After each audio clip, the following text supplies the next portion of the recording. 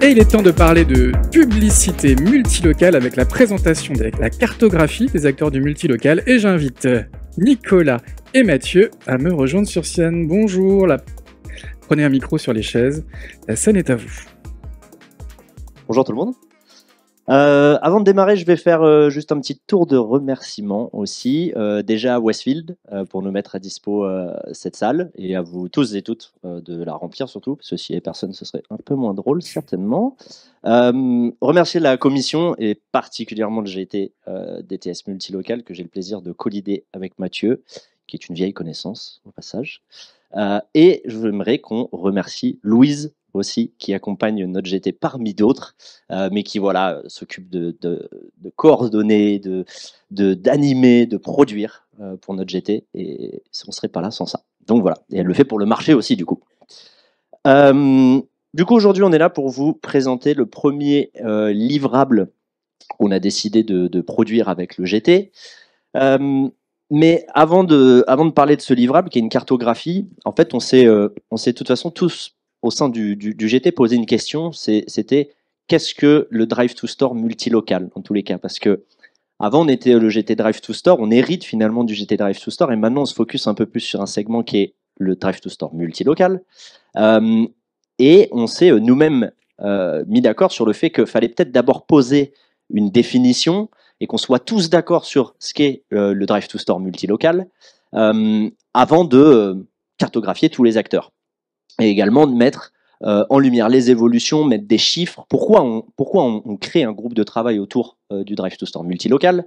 C'est pour son poids, c'est pour des choses que va vous présenter Mathieu. Et ensuite, comme ça, on peut enfin passer sur la cartographie. Mais du coup, c'était important de se dire, OK, qu'est-ce que le Drive to Store multilocal? On a la chance dans ce GT d'être 19 sociétés qui du coup sont toutes actives sur ce segment du Drive to Store multilocal. Et du coup, on s'est dit, mettons-nous autour de la table et déjà, soyons d'accord sur ce qu'est une campagne de Drive to Store digital multilocal. La définition, du coup, on a décidé de se mettre d'accord sur le fait qu'elle repose sur 3 grands piliers. Donc ça, c'est vraiment les prérequis d'une campagne multilocale. Il faut bien dissocier prérequis de best practice. Je vais m'expliquer. Mais le premier, typiquement, c'est qu'il faut que la campagne cible géographiquement autour de chacun des points de vente d'un réseau. Que ce soit un radius de 15 km autour de chacun des points de vente et que ce soit tous le même, c'est pas là le point. C'est si ensuite on fait de l'isochronie ou de l'isodistance et on personnalise à chaque point de vente, c'est une best practice. Mais le prérequis, en tout cas, c'est que chaque point de vente doit avoir un ciblage géographique autour de ce point de vente. Le deuxième point qui est très important aussi et qui va en fait être la différence entre une campagne finalement nationale sur laquelle le budget national serait potentiellement pour autant diffusé autour de différents points de vente d'un réseau ciblé géographiquement, c'est le fait d'attribuer un budget par point de vente. Encore une fois, ce budget, il peut être le même pour chacun des points de vente. En tout cas, il est forcé, admettons, 1000 € sur chacun des points de vente. Et évidemment, idéalement, on peut le personnaliser par rapport à l'audience, au potentiel adressable sur zone, parce qu'on le sait bien, si on met du budget, un budget national sans forcer un budget au point de vente, alors ce budget va être assez facilement absorbé par les grosses agglomérations, là où il y a le plus de potentiel, etc. Et ça va desservir certains points de vente finalement. En tout cas, il faut pouvoir attribuer un budget et une audience à chaque point de vente. Ça, c'est le deuxième point. Et enfin, le troisième, et là on est plus sur la partie message, sur la partie créative aussi finalement, c'est d'aussi adapter le message publicitaire et la créa. On fait souvent référence du coup à de la DCO qui va s'appuyer beaucoup sur le repiquage adresse, donc toujours ce bloc géographique, mais, et comme on peut le dire chacun autour de cette table ronde tout à l'heure pour la digitalisation du prospectus, de plus en plus on va aussi vers de la personnalisation du produit ou du service. Et demain on va être sur de la personnalisation du produit ou du service par individu, par zone, par individu peut-être, mais en tout cas, encore une fois, on parle d'adresser un message publicitaire personnalisé autour du point de vente. C'est un prérequis, le best practice, c'est ensuite quand on va dans plus de détails. Donc voilà pour la définition, c'est notre socle, c'est là-dessus que repose finalement la suite, et chaque acteur doit répondre à cette définition pour faire partie des acteurs du Drive to Store multilocal. Et je laisse la main à Mathieu.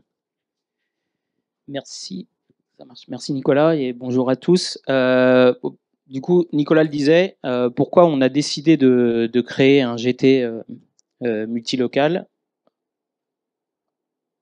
Oups.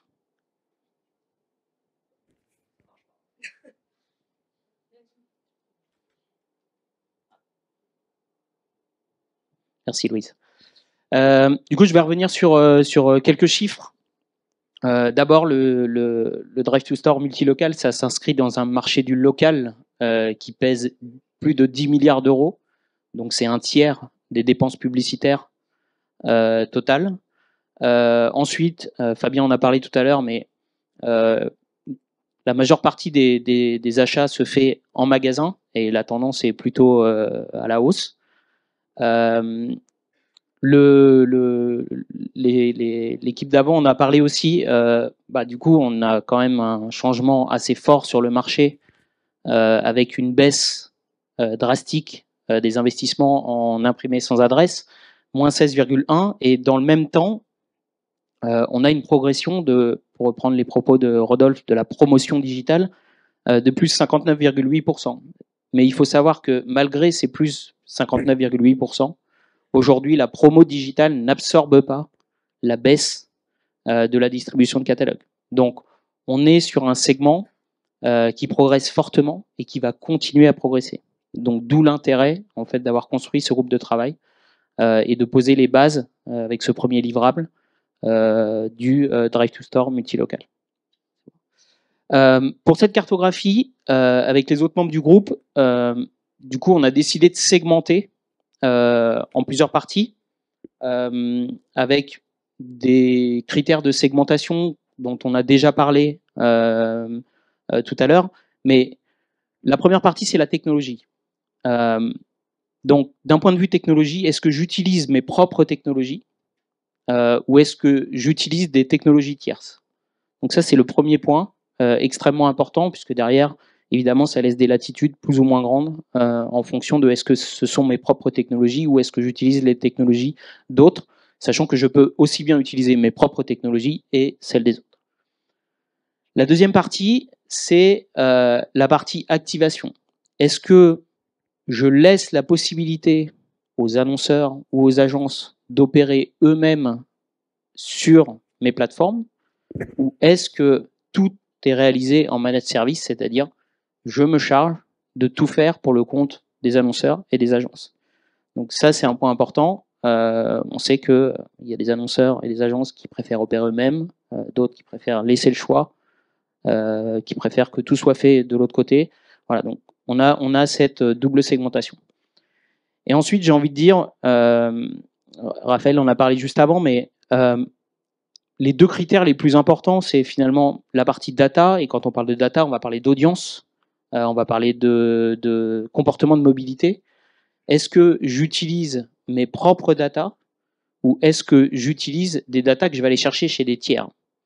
Et ça, c'est hyper important puisque les enjeux de ciblage, notamment d'audience et de ciblage géographique, dans le Drive to Store multilocal sont clés. C'est-à-dire qu'à un moment donné, en fait, je vais devoir prendre en compte des réalités locales dans mes activations. Exemple, à Paris, nous, on parle en temps de trajet. Dans d'autres territoires, on va parler en nombre de kilomètres. Voilà. Donc ça, je dois le prendre en compte dans la manière dont, finalement, je vais setuper mes campagnes. Et puis, les audiences ne sont pas les mêmes, que je sois dans un territoire dans l'Est ou dans l'Ouest, que j'ai une part de marché de X ou de Y. Donc tout ça, la data est clé dans tout ce qui est Drive to Store multilocal. Et Nicolas en parlait tout à l'heure. Du coup, de pouvoir attribuer une stratégie par point de vente, c'est vraiment clé. Et enfin, la troisième partie, qui est un gros challenge, c'est la partie créa, puisque du coup, il faut avoir la capacité de pouvoir décliner des créas. Hein. Quand je travaille pour un réseau qui a 2000 points de vente, potentiellement j'ai 2000 créas à réaliser. Et donc, c'est la segmentation, c'est est-ce que je dispose d'outils ou de studios intégrés qui permet de réaliser ce travail pour le compte des agences et des annonceurs. C'est vraiment une question qui est clé pour les annonceurs avec lesquels on travaille. Quand ils viennent nous voir, ils disent ouais, j'ai 1500 points de vente. qui réalise mes 1500 créas. Voilà. Donc, en fonction de, vous avez une segmentation en fonction de, j'ai des outils ou j'ai des équipes qui permettent de réaliser pour vous les créas, ou bah, du coup, je passe par des outils tiers. Voilà. Donc, pour chacune de ces briques, vous allez retrouver un classement des acteurs. Certains acteurs peuvent être dans plusieurs briques, mais c'est la manière dont, avec le groupe, on a constitué cette segmentation.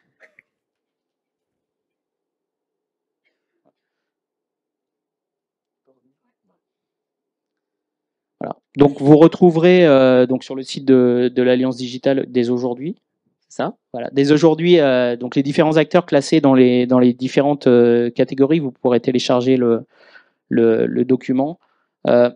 L'idée, voilà, Nicolas va en parler, mais l'idée c'est que c'est un premier livrable qui va déboucher sur d'autres travaux par la suite. Yes. Alors, avant même de parler du prochain, du futur livrable, là, ça fait beaucoup de logos, hein, ouais, vous avez vu. Mais juste avant, vous avez vu, et vous le verrez du coup sur la version interactive, en tout cas PDF interactif, vous avez vu, c'était écrit « Cliquez sur chaque quartier pour découvrir les acteurs ». Donc là, c'est un gros résumé, hein, et justement, c'est assez peu lisible, mais c'était volontaire quand même de tout lister. Mais sachez qu'à chaque fois, vous allez pouvoir finalement cliquer sur un quartier et en fait aller découvrir quels acteurs se placent où. Donc ça, c'était tout l'intérêt aussi de se dire quels sont les besoins en fait des annonceurs et des agences dessus. Et d'ailleurs, automatiquement, moi je sais que mon besoin, c'est d'être plutôt sur du self. Bon, je vais cliquer sur self et je vais voir il y a qui dedans. Donc du coup, si on va sur la prochaine slide, après vous avez directement le QR code, voilà, comme ça vous pouvez le retrouver, vous allez voir, vous pouvez cliquer, et ça va à chaque fois vous ouvrir les quartiers, vous aurez une définition en plus, une petite définition de ce que c'est dedans, et du coup les acteurs listés.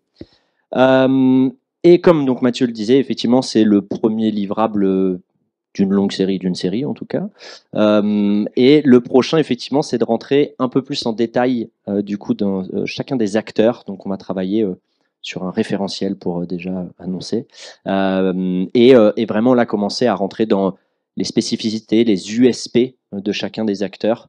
Là on l'a vu, ils sont segmentés voilà, dans des quartiers, mais ensuite ce qui est intéressant c'est de voir jusqu'où ça va, c'est quoi les best practices finalement de chacun de ces acteurs. On en parlait tout à l'heure, prérequis versus best practice, qui fait quoi ensuite en dessous de chacun de ces prérequis. Et voilà, merci. Merci.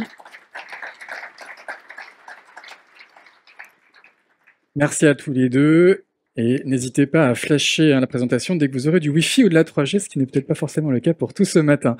On va enchaîner, toujours sur le thème du multilocal, par une conversation avec Pierre Moutrou, directeur délégué de CMI Média Région. Pierre, bonjour. On peut l'applaudir.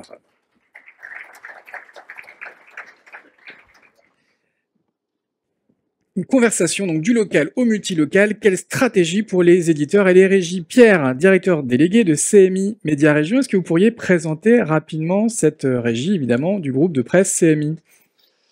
Oui, alors CMI Média Région, ça fait très longtemps que ça existe, au moins 20 ans, et ça s'est construit précisément il y a 5 ans, ça a changé de nom, puisque à l'époque, Daniel Chretinski a racheté certains actifs du groupe Lagardère, qui sont aujourd'hui dans le giron CMI. Et le C de CMI fait référence d'ailleurs le C de CMI fait référence à la nationalité tchèque. Ah ouais, alors je vais pas le dire parce que mon accent est pas terrible, mais effectivement ça fait référence à la nationalité tchèque. Alors dans le giron en question, il y a le L et ses déclinaisons. L Déco, L à table. Il y a aussi Art et Déco version féminin, Télé 7 jours. Il y avait Public qui a changé de main il y a quelques semaines maintenant. Il y a Marianne et il y en a forcément quelques autres là que j'oublie. Donc ça, c'est le groupe de presse. Ça, c'est l'éditeur CMI France et qui, bien entendu, est représenté par la régie CMI Média.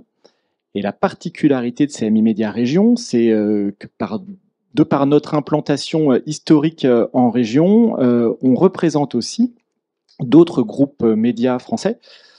Et pas des moindres, puisque il y a des groupes médias à 360 degrés, donc il y a M Publicité, donc c'est tout le groupe Le Monde, il y a Le Point, il y a Lagardère News, ça c'est pour la partie vraiment 360, et puis après il y a des pure players digitaux, que sont Azerion, que sont Biop et que sont Dailymotion.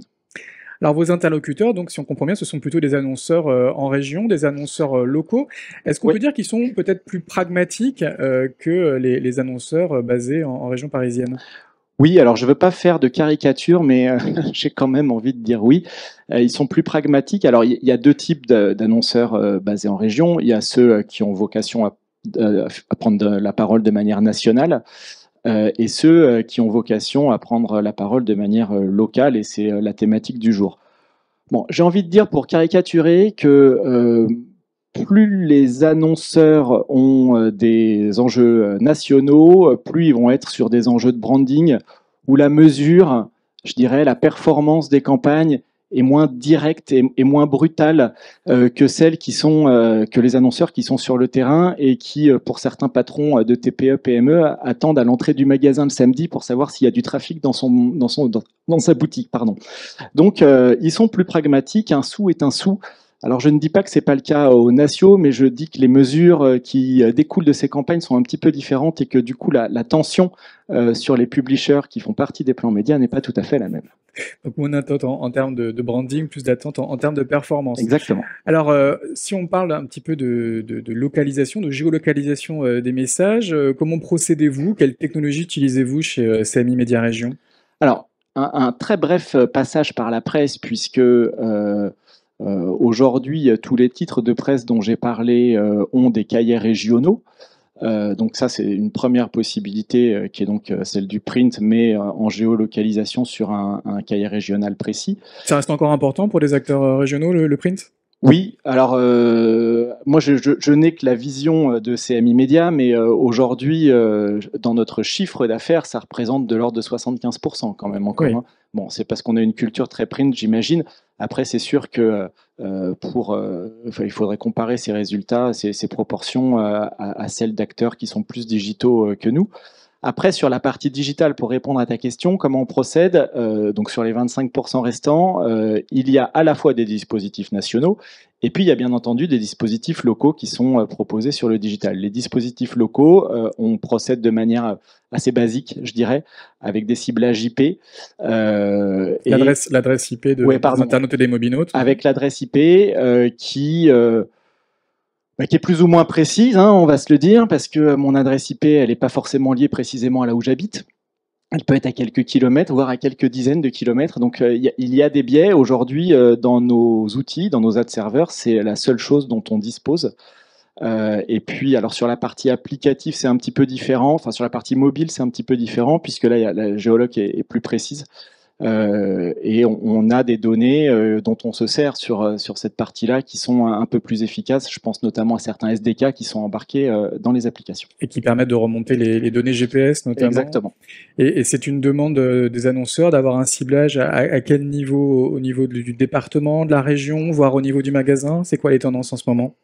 Ça dépend du secteur de l'annonceur. C'est sûr que pour le patron du système U qui a un petit budget local, lui, il veut sa zone de chalandise très précise. C'est ce qui a été expliqué tout à l'heure. Il veut certainement pas aller sur la zone de chalandise de son concurrent, j'en parle pas, mais aussi de son confrère du système U d'à côté. Donc pour certains acteurs, il s'agit de géolocalisation en zone de chalandise avec des temps de trajet, ce genre de choses. Sur certains autres qui ont moins de problématiques de drive to store, mais qui n'empêchent ont des problématiques locales, c'est des ciblages départementaux, régionaux, ce genre de choses. Et ça couvre l'essentiel des besoins. Ça permet par exemple d'exclure des zones ou des régions où les magasins ne sont pas présents. Alors oui, on peut faire ce genre de choses. Encore une fois, je pense qu'il y a, alors on n'est pas les meilleurs pour faire ce genre de choses, pour être honnête, hein, il y a des gens, et je pense que c'est l'essentiel des gens qui sont présents aujourd'hui dans la salle dont c'est le métier. Nous, on se positionne quand même sur des enjeux de branding, de notoriété. Quant à faire venir et à mesurer, c'est hyper important. Le trafic en magasin, c'est quand même une autre histoire. C'est pas là où nous on intervient le plus fréquemment. Alors justement, quels seraient selon vous les KPI à suivre? Comment est-ce qu'on peut mesurer l'efficacité de ces campagnes aujourd'hui? Et quelles sont les données qu'on peut partager avec les annonceurs?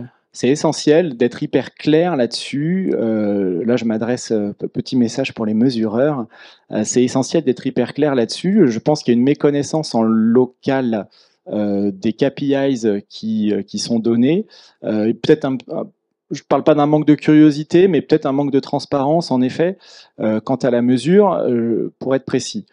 Dans les rues commerçantes des grandes villes de province, les Sephora succèdent aux Marionneaux, qui succèdent, etc. etc. Je ne vous explique pas, vous avez tous traversé ces rues-là. On peut dire que tel téléphone est passé devant tel magasin, mais est-ce qu'on sait dire il y est entré et il y a fait un achat?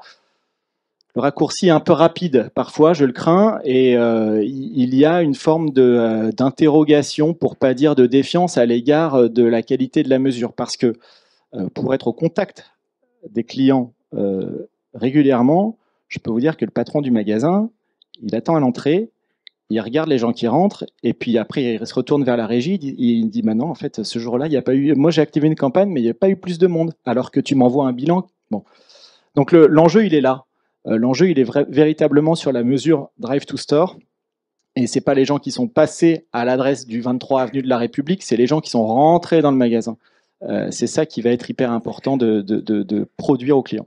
Après, on peut avoir des gens qui rentrent dans le magasin, mais on a du mal à attribuer, parce qu'on n'a peut-être tout simplement pas vu la campagne, alors qu'à l'époque de l'affichage extérieur, on se voyait. C'est sûr. Non, mais la finalité, ce dont on rêve tous probablement, c'est de pouvoir matcher les tickets de caisse avec l'exposition à la campagne.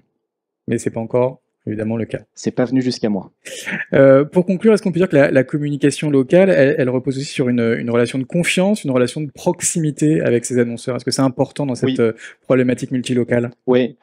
La qualité des commerciaux et la stratégie que les régies emploient est essentielle parce que, comme on le disait, les annonceurs en région sont pragmatiques.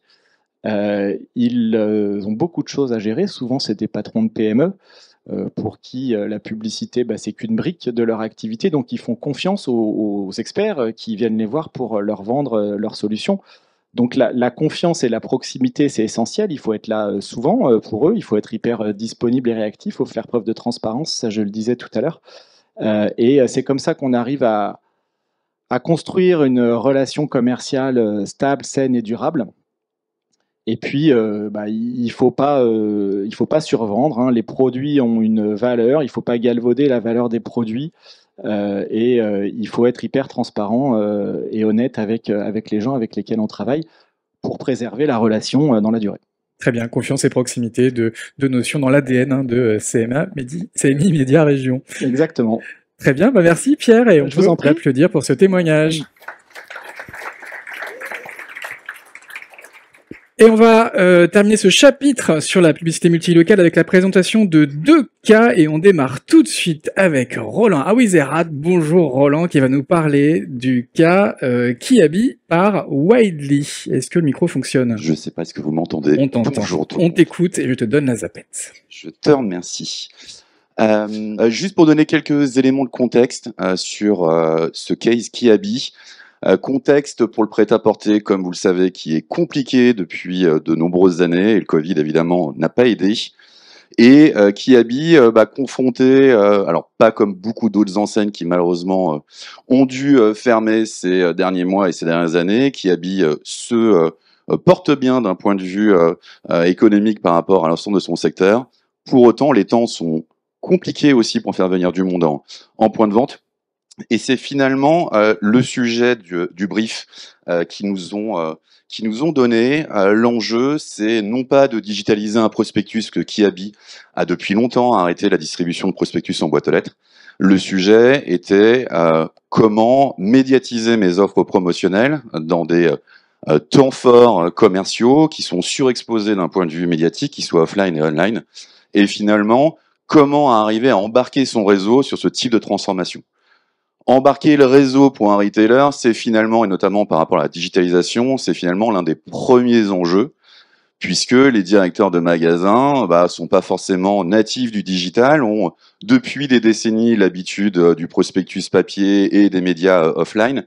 Et donc, un certain nombre de croyances peuvent exister dans les réseaux, et l'un des enjeux des directions marketing, et notamment celle de Kiabi, était de prouver l'efficacité du digital, et puis 2, sur une période de temps fort commercial, et pour pas dire de crise en termes de génération de trafic, arriver finalement à avoir des résultats qui vont être mesurés et qui vont être partagés avec le réseau pour arriver à avoir une acculturation et donc embarquer sur cette transformation qui aujourd'hui est nécessaire pour un certain nombre d'enseignes.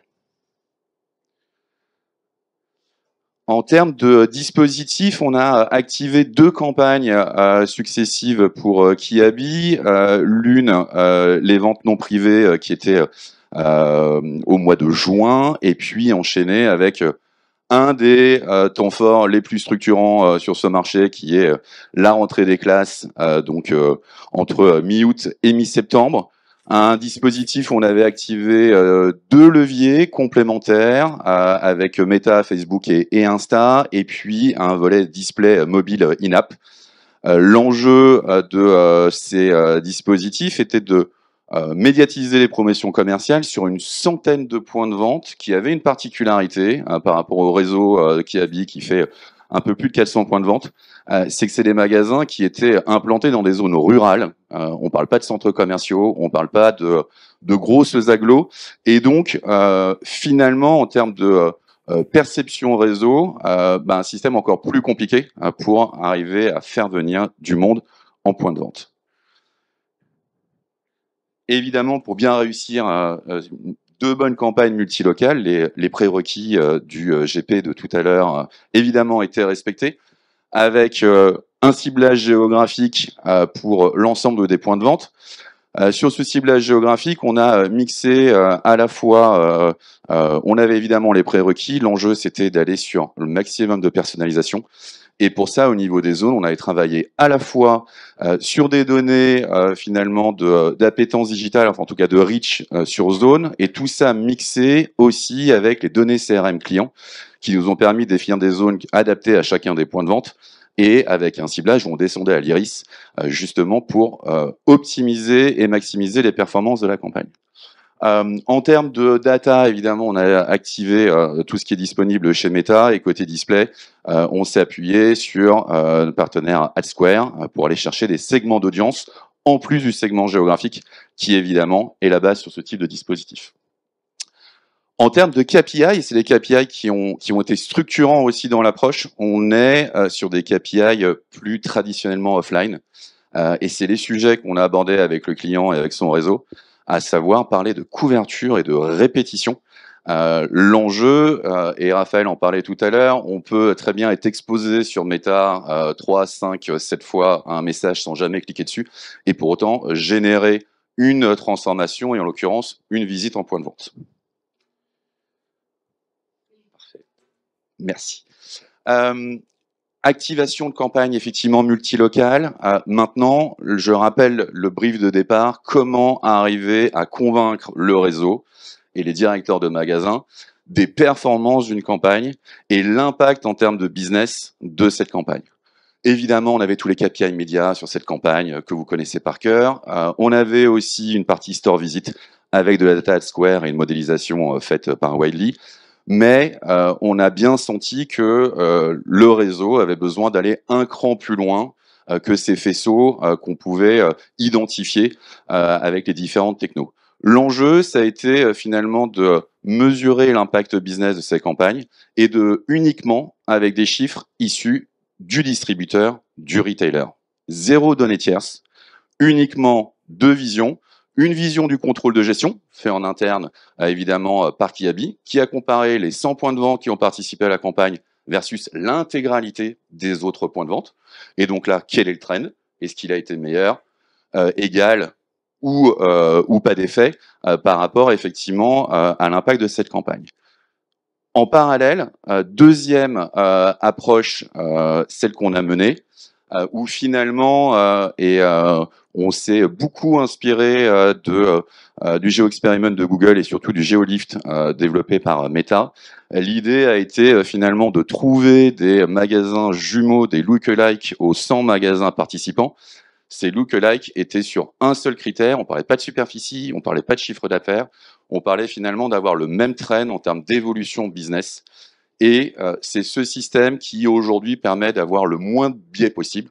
Il y en aura toujours évidemment en cible d'études, mais pour autant, ça permet effectivement d'avoir des résultats comparés avec un indice de précision aujourd'hui qui est ultra robuste. C'est nous une techno qu'on utilise pour de grand nombre de clients. Et en termes de résultats, finalement, quand on regarde sur les deux campagnes, on a été capable de démontrer un véritable uplift en termes de trafic, où finalement on s'est basé uniquement sur les trafics en point de vente fournis par le client via des portiques infrarouges qui sont installés dans l'intégralité de ces points de vente, et avec l'étude de contrôle de gestion et l'étude qu'on a pu mener, on a été en capacité de montrer un véritable uplift, et sur une période qui était ultra compliquée, finalement de sauver un certain nombre de visites et de convaincre un certain nombre de personnes à se rendre dans les points de vente. En l'occurrence, sur la première campagne, il y a eu un peu plus de 20 000 visites incrémentales. Et sur la deuxième, qui était un peu plus longue et un peu plus puissante, on est passé à 45 000. Ces chiffres, évidemment, derrière, avec la marque, on est parti du panier moyen, du taux de transfo et d'un calcul du ROAS sur les deux campagnes. Partager ce type d'informations avec le réseau, voilà, on passe d'une croyance à un fait, et ça nous a permis de continuer effectivement à embarquer Kiabi et l'ensemble du réseau sur le long cours dans ce type de dispositif, en partant finalement sur des éléments hyper structurants qui sont évidemment faire des bonnes campagnes multilocales avec les bonnes zones, le bon média planning, la personnalisation des créas, on en a déjà parlé à maintes reprises, notamment au niveau de la DCO, ou d'utiliser les pages locales sur Facebook et sur Insta. Une méthodologie qui est fiable, qui se base uniquement sur de la data, effectivement, du retailer, donc il n'y a pas de débat possible, et qui est robuste, et qui permet finalement de s'inscrire dans la durée et d'avoir des performances scalables et des dispositifs reproductibles. Et je vous remercie, je vois Jérôme qui s'impatiente. Merci Roland. Merci beaucoup pour ce premier case, et on invite Olivier Milcent, CMO de Deeprich, pour nous parler du second cas avec le roi Merlin. Olivier. Bonjour à tous. Alors on va à rester toi. à Lille, dans l'univers Mullier, avec un cas, le roi Merlin. Alors moi, ce que je voulais vous montrer aujourd'hui, c'était un peu l'envers du décor, c'est-à-dire là, on a vu des chiffres super intéressants sur les résultats d'une campagne et comment on planifie une campagne. Moi, je voulais vous montrer comment ça fonctionne opérationnellement, parce que c'est toujours la difficulté quand on veut faire du multilocal, c'est par où on s'y prend. Donc, je ne vais pas vous faire le brief de Leroy Merlin, l'une des marques préférées des Français. Moi, ce que je trouve très intéressant avec l'équipe Leroy Merlin, c'est que c'est depuis toujours une des plus pionnières sur le Drive to Store, avec une vraie équipe d'animation de marketing local. Et donc, nous, on travaille avec eux depuis plusieurs années sur la capacité de faire quelque chose de particulier, c'est de laisser la main aux magasins d'opérer et de commander directement leur propre campagne locale. Donc, en fait, ce qui se passe, c'est que le siège et son agence préparent leur plan d'activation commerciale sur l'année, qui peuvent être définis soit annuellement, soit mensuellement, ça change un peu tous les mois. Et les campagnes peuvent répondre à des besoins particuliers. Aujourd'hui, on a beaucoup parlé de trafic en magasin, mais je reprends ce qu'avait dit Raphaël de Meta en début de présentation. On a aussi beaucoup de campagnes qui sont uniquement des campagnes de notoriété, et on pense que c'est très important aussi que le magasin soit capable de réfléchir en termes d'impression et en termes de branding local. Et on a aussi des campagnes dont le but, c'est d'envoyer des gens sur le site internet et de faire de la conversion sur le site web. Donc, quand on parle de multilocal, il faut décloisonner ça de la logique purement drive to store. C'est aussi quelque chose de plus global, et c'est, comme on l'a dit avant, c'est vraiment travailler les campagnes au niveau de chaque magasin. Et donc, l'idée avec Leroy Merlin, c'est que chaque magasin va pouvoir accéder à une marketplace de campagne, donc des campagnes qui sont prédéfinies en amont par le siège et son agence, qui vont pouvoir acheter directement, suivre les résultats en temps réel et, surtout, très important, assurer la facturation au niveau du magasin. Parce que l'enfer pour un siège, c'est quand il doit se taper toutes les factures qui arrivent de tous les magasins avec tous les problèmes. Je vois que ça sourit, on a tous vécu ça. Et donc, être capable de faire en sorte que le magasin commande directement et gère sa facturation, c'est hyper important. Donc au total, aujourd'hui, avec Leroy Merlin, c'est quasiment 300 campagnes par mois. Je crois que le mois dernier, on a dû en faire 700. Et c'est aussi la capacité du siège d'opérer ses propres campagnes s'ils veulent donner à un moment un coup de boost eux-mêmes au niveau du siège par le magasin. Donc comment ça se passe? Je vous montre l'envers du décor, j'ouvre le capot un peu.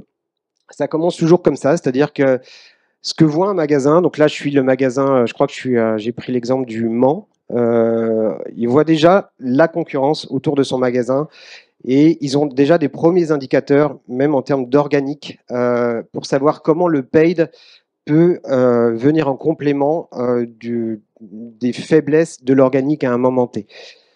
Ensuite, ce qui se passe, c'est que le magasin va avoir, ce que vous voyez ici, un ensemble de campagnes qui sont déjà pré-packagées par le siège, qui sont déjà complètement segmentées par rapport à ses propres besoins.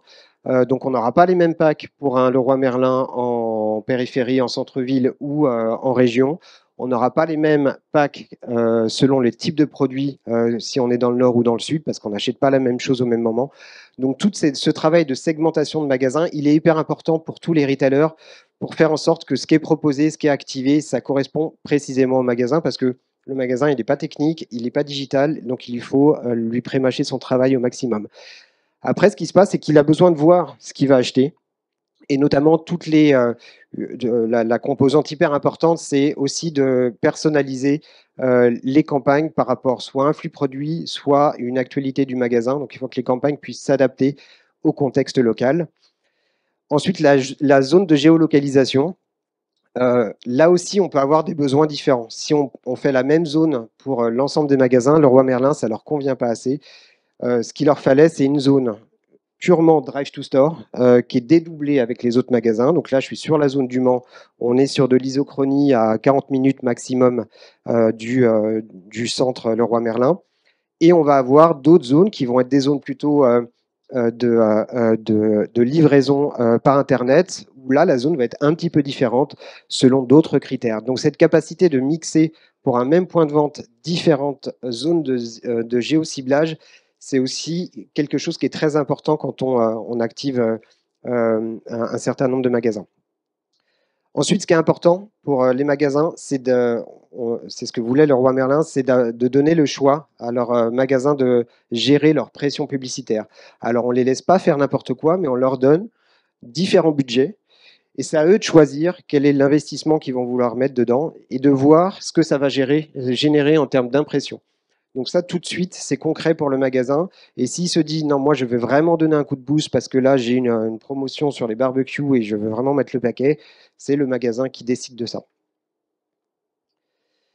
Et ensuite, l'intérêt, alors ça, on n'en a pas parlé aujourd'hui, mais moi, je trouve que c'est systématiquement dans toutes les conversations hyper intéressant, c'est que quand on fait du drive to store ou du multilocal, on permet aux magasins d'apprendre énormément de choses sur leur clientèle et plutôt sur leurs prospects. Donc, pour repartir sur ce qu'on disait tout à l'heure sur la digitalisation de catalogue, quand on duplique un catalogue, en fait, on duplique déjà une clientèle qui est captive, qui est déjà intéressée par vos promotions. Mais comment on fait pour les 70% qui ne sont pas captives? Et avec ce que voit Leroy Merlin ici, et donc là, on a changé d'établissement, on est à Rouen, mais on voit des choses très intéressantes. On voit que, par exemple, sur une campagne, et ben là où ça a le plus cliqué, c'est à Évreux. Et donc ça, c'est quelque chose qui est très difficile pour un magasin de savoir, et même pour un siège, de savoir où sont vos prospects et comment vous allez, sur les campagnes suivantes, adapter votre communication, peut-être faire une communication dédiée à cette zone-là, peut-être d'envoyer, je ne sais pas, de faire de l'affichage urbain sur cette zone-là, parce que vous savez que vous avez un potentiel de prospects qui n'étaient pas identifiés auparavant. Ce qui est très intéressant aussi, c'est que Leroy Merlin peut voir les meilleurs créas. Donc ça, c'est hyper utile pour ses équipes, mais aussi pour son agence, de savoir ce qui a cliqué, ce qui a imprimé le plus ou ce qui a converti le plus selon les différents réseaux. Là, on voit un exemple sur une campagne méta sur différents formats avec différents visuels. Et là, ça permet aussi, au long cours, d'améliorer en continu la qualité de ces campagnes. Et puis, le siège voit aussi plein de choses. Là, vous avez vu un reporting qui était le reporting que voyait le magasin, mais il y a aussi toute l'équipe du siège de Leroy Merlin qui a la vue globale de l'ensemble de son réseau. Donc, les 144 magasins sont intégrés. Et ils peuvent voir par campagne, par type de stratégie ou sur une durée particulière, quels sont les magasins qui ont le plus joué le jeu et ont pris en main la capacité de commander eux-mêmes leur campagne locale. Comment s'est comportée la performance, que ce soit en CPM, en CPC ou on peut le faire en conversion. quelles sont les activités récentes. Donc cette logique est hyper importante pour être capable d'onboarder le réseau. Et ça, on le sait, quand on fait du multilocal, une des difficultés, c'est de faire en sorte que le réseau comprend l'intérêt de passer sur ce type d'action et joue le jeu et que le siège les accompagne. C'est là où Leroy Merlin est aussi très bien structuré parce qu'ils ont une propre équipe qui font ça. Souvent, c'est le rôle des agences aussi qui permettent d'animer ce réseau. Mais la capacité d'embarquer le réseau, c'est un facteur clé de succès pour opérer des campagnes Drive to Store ou opérer la digitalisation de la promo. Donc voilà, pour résumer sur ce cas-là, on aurait bien aimé avoir Leroy Merlin, mais c'est toujours difficile de les faire déplacer de Lille, surtout que c'était un peu dernière minute. Mais c'est un cas super intéressant parce que les managers locaux sont impliqués, et moi je pense que c'est une grosse partie de l'avenir de Drive to Store, c'est de faire en sorte que les magasins jouent le jeu, et que le siège soit là pour contrôler, au global, le siège ou son agence. De s'éviter le calvaire des factures. Quand on fait 300 campagnes par mois, il ne faut pas que le siège ait à gérer ce genre de problème, d'avoir un reporting en temps réel pour adapter ces campagnes au fur et à mesure et avoir une transparence des achats médias, c'est-à-dire être capable de passer d'un média à l'autre. Aujourd'hui, on fait beaucoup de Meta, beaucoup de Google. Demain, TikTok prendra le pas. Enfin, on ne sait pas ce qui va arriver. Le retail média, il faut pouvoir s'adapter et proposer le meilleur mix média pour chacun des magasins et chacun des réseaux. Et voilà, je termine là-dessus. Merci beaucoup.